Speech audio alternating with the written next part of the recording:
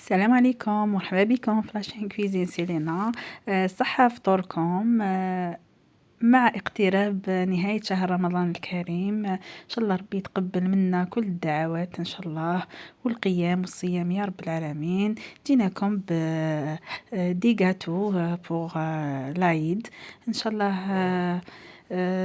هاد الأنواع إن شاء الله تنال إعجابكم. نبداو بالوصفة الأولى اللي هي مقروط البريستيج، فريمون مقروط وعليه الكلام، يذوب في الفم، روعة الوصفة تاعو.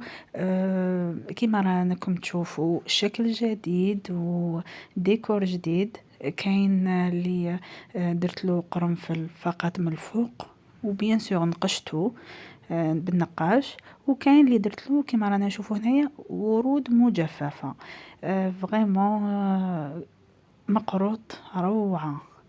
هو مقروط تاع الكوشة، بصح كي تاكلوه ما يبانش كامل تاع الكوشة، يبان اون مقلي. اللي حبت الوصفة وعجبتها تقول لي في لي كومونتير وندير لكم فيديو سبيسيال بور لا غوسيت. فوالا. فوالا، ما تنساوش اللي راهي تشوف الفيديو ما تبخليناش حبيبتي بجيم لا فيديو وتعليقك اسفل الفيديو، هكا تشجعيني على مواصلة المزيد من الوصفات البسيطة ان شاء الله.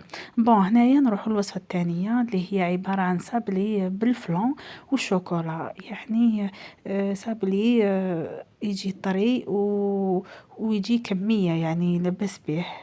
نهدر علاش هذا. فوالا، اللي عنده البابيون. نجوه لهدايا الجاتو تاع ليكور. خدمته بالزيت، ماشي ني مانغاري ني زبدة. يخرج روعة. وهذا ستان جاتو من الفوق راهو بالنوا د كوكو محمص. رائع في الجو تاعو. والاخر يجي كيما كروكي ساك، شغل جاتو ساك. فوالا.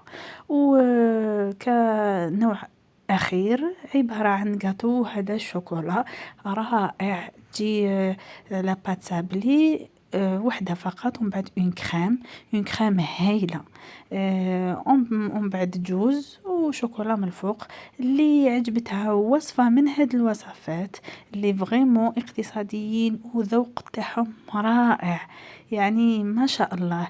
مثلا كيما هاد المقروط درت كمية صغيرة، شوفوا ما شاء الله شحال خرجت لي، تقريبا 40 حبة.